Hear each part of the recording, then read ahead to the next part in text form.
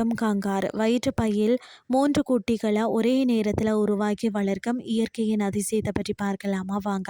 கொம்பில்லாத மானின் தலையுடன் மனிதர்களைப் போல 2 கால்களை எழுந்து நிற்கக்கூடிய ஒரு அதிசய மிருகத்தை நாங்கள் பார்த்தோம் என்று ஆஸ்திரேலிய கண்டத்திற்கு முதல்ல சென்று திரும்பிய ஐரோப்பிய கடலோடிகள் தான் தங்கள் பார்த்த வினோத மிருகத்தை பற்றி விவரித்த போதுதான் அதை கேட்ட மக்கள் நம்ப முடியாம வியப்புடன் கண்களை அகல விரித்தனராம்.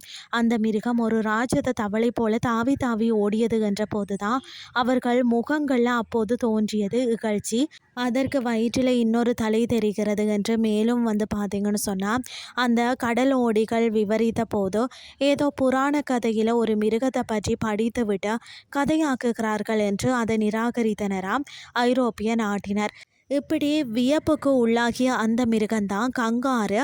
கிறிஸ்துக்கு பின் 1770 ஆஸ்திரேலியா கடற்படை குழுவின் தலைவராக இருந்த கேப்டன் குக் என்பவரின் அதிகாரியான ஜான் கோரி அந்த வினோத மிருகத்தில் ஒன்றை சுட்டு வீழ்த்தி அதன் தோலையும் மண்டையோடையும் இங்கிலாந்துக்கு அனுப்பி வைத்தார். அதற்கு முன்பு கங்காருவை கண்ணால் கூட பார்த்திராத தோற்பார்வை கலைஞர்கள் அதற்குள் பார்த்தீங்கன்னா பஞ்சை திணித்து வடிவம் கொடுத்து மக்களின் பார்வைக்கு வைத்ததுக்கு பிறகுதான் அப்படி ஒரு மிருகம் இருக்கிறது உண்மை அப்படின்னு சொல்லி அவர்கள் நம்பினார்களாம். இன்றும் எல்லோரிடமும் வியப்புடன் கங்காருவை பார்ப்பது அதன் வயிற்றுக்குள்ளே இருக்கக்கூடிய பையில உள்ள குட்டியதான்.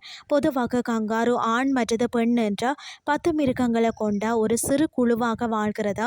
அதில் வயதில் மூத்தது அல்லது உருவல பெரிய கங்காருவை மற்றவரின் மீது ஆளுமை செலுத்துகிறது. இந்த கங்காருவே இணை சேரவும் செய்யும். மாறுபட்ட அதாவது தட்பவெப்ப நிலைகளை கொண்ட செழிப்பற்ற வறண்ட நிலை பகுதிகளில் வாழும் இந்த மிருகங்கள் தான் குட்டிகளை என்று வளர்க்க முறையும் வினோதமாகவே உள்ளது. வயிற்றில் பைய உடைய ஏனைய மிருகங்களைப் போல கோலாக்கரடி போன்ற சில மிருகங்களுக்கும் வயிற்றில் பை இருக்கிறதா. கங்காருவின் குட்டிகள் கரு வளர்ச்சியின் மிக ஆரம்ப நிலையிலேயே அதாவது 31 முதல் 36 நாட்களுக்குள்ளாகவே பிறந்து விடுகிறது. இந்த நிலையில் இவை இளஞ்சிவப்பு நிறத்தில் ஒரு அவரை விதையின் அளவே இருக்கும். பார்வை இல்லாமலும் ரோமம் இல்லாமலும் வலுவலுவென்று ஒரு புழு போல தோற்றம் அளிக்கும். இந்த சிசுக்களுக்கு முன்னங்கால் மட்டுமே ஓரளவு வளர்ச்சி அடைந்திருக்கும். தாயின் வயிற்றில் இருந்து வெளியே வந்ததும் இக்கால்களால் தாயின் மேல் பற்றி ஏறி வெளியே வயிற்றில் இருக்கும் தோல் பைக்குள்ளே சென்று அடைக்கலமாகி விடுகிறதா. பைக்குள்ளே இருக்கும் பால் காம்புகள் ஒன்றுடன் தன்னை இணைத்து கொள்ளும். இவை கிட்டத்தட்ட 9 மாதங்களாகவே உள்ளே இருக்குமா. 4 ரோமம் வளர்ந்து முழு வளர்ச்சி அடைந்ததுக்கு பிறகுதான் பையில இருந்து வெளியே வரும். அதுவும் கொஞ்ச நேரத்துக்கு தான் கொஞ்சம் கொஞ்சமாக இளம் குட்டிகள் வெளியே சென்று பழகினாலும் 18 மாதங்கள் வரை தாயிடம் பாலருந்தி அதன் கட்டுப்பாட்டிலேயே இருக்கிறதா. இவை தாவி பாய்ந்து ஓடும்போது பையில இருந்த குட்டிகள் கீழே விழுந்து விடாமல் இருக்கதா பையன் தசைகளை இறுக்கி அதன் வாயை சுருங்க செய்து தன் உடலோடு சேர்த்து கொள்ளும். ஆக எப்படி ஒரு தாய்ப்பாசம் பாருங்களேன். அதாவது குட்டி ஈனும் நாள் தவிர பிற நாட்கள் எல்லாம் கங்காருகள் நிரந்தர கர்ப்பமாகவே இருக்கிறது. ஆயினும் பிறந்த குட்டிகள் அதன் பையில இருந்தே வெளியேறும் வரை அல்லது ஒருவேளை அது இறந்து போகும் வரை கருவ வயிற்றிலேயே வளர விடாமல் உறைந்த நிலையில வைத்திருக்கும் ஆற்றல் இவற்றுக்கு இருக்கிறதா.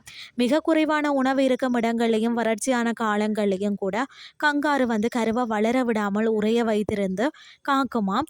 போதிய புற்களை மேய்ந்து விட்டால் குட்டிகளுக்கு போதுமான பால் சுரக்காதே. பெண் கங்காரு சுரக்கும் பால் கூட குட்டியின் தேவைக்கு ஏற்ப மாறுபடும் தன்மை வாய்ந்தது. ஒரே நேரத்தில் 2 வேறு காம்புகளில் 2 வேறு வகையான பாலை சுரக்கும் அதிசயத்தை கங்காருவிட மட்டுமே காணலாம். இன்றைய கிறிஸ்டி உங்களுக்கு பிரயோசனமாக அமைஞ்சிருக்கும்னு சொல்லி நானும் நம்புறேன். இதே மாதிரி மற்றும் ஒரு கிறிஸ்டின் வாயிலாக உங்களை சந்திக்கிறேன். நன்றி.